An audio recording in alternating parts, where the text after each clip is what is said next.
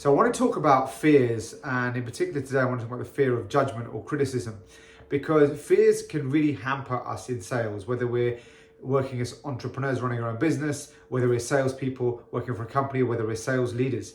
And the fear of judgment and criticism is actually why I call it undercover fear, because sometimes we think it's the fear of failure, but actually that's its disguise. Because if you think about it, a lot of the time we're afraid of failing because we're worried about how people are going to judge us or how we're going to be criticized afterward.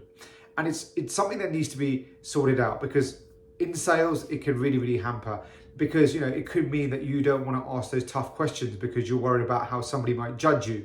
It could be that you don't want to make that video. It could be you don't want to write that book. It could be that you don't want to do that action that's needed because you're afraid of the criticism you're going to get or the judgment you're going to get. So really important to get over this. And the first step is to actually become aware. And become aware of your fears in general, but especially become aware of this particular fear of judgment or criticism, and just think, okay, this is showing up and this is why it's showing up.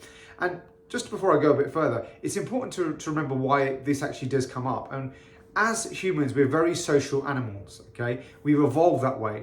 We are basically belong to a tribe and we want to fit into a tribe. And if you think about back in the old caveman and cavewomen days, if you were rejected by your tribe, then it meant death, right? Because you couldn't survive on your own. And obviously it's not as drastic now, but we still have that inbuilt mechanism in us where we want to be part of something and we don't want to be criticized, judged, and ultimately shoved away. So it's natural why it comes up, but it's still very important to understand when it's coming up and to deal with it. And there's a couple of things you can do. So first of all, when it comes to the fear of rejection, the fear of criticism or judgment, it's always really important to remember that most of the time what we actually fear doesn't come true. We just think it's going to happen. We just think somebody's going to criticize us. We just think someone's going to judge us negatively. And a lot of the time it just simply isn't true. We catastrophize things in our mind. So always remember that actually most of the time it's not going to happen. But the second thing, also remember, people are really busy, have their own sets of problems, have their own sets of challenges, have their own sets of goals they're trying to achieve, and they actually haven't got that much time to sit around criticizing you and judging you, like even whether they're doing it with someone else or even in their own mind. So, not in a bad way, but you're not actually that important in their minds because they've got their own sets of problems and goals and challenges. So remember that. So that should make you actually feel a little bit, or put a little bit less emphasis on it. And then the other thing is, I always say, if you're playing from a higher level, when you're attached to your purpose or your mission or your goals, that's going to drag you higher than your fears. So for example, with me, my vision is to go out and help as many people as I can, in the millions eventually, to become more empowered so that they can go out and have more successful sales careers or businesses. So if I'm sitting there worried thinking, oh, what if this person criticizes me? Or what if this person judges me? Or what if society even judges me? I'm not going to be playing my A game. But when I'm now in my mission mode, when I'm driven by that, it basically dissolves the fears.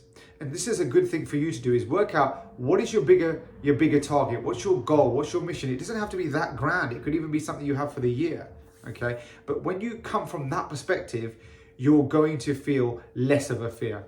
And the final thing to do is, especially when it comes to sales, is rather than trying to sell something to someone or trying to get them to be impressed with you, where then you're worried about their judgment of you, is actually just go from a place of service. Because if you're trying to serve someone, if you're trying to help someone, if you're actually trying to say, can my product or service help them? And it can, and you're then getting out and talking about it because you want to help people, again, you're not going to be the energy of, are they going to criticize me? Are they going to judge me? You're just going to be the energy of, how can I help?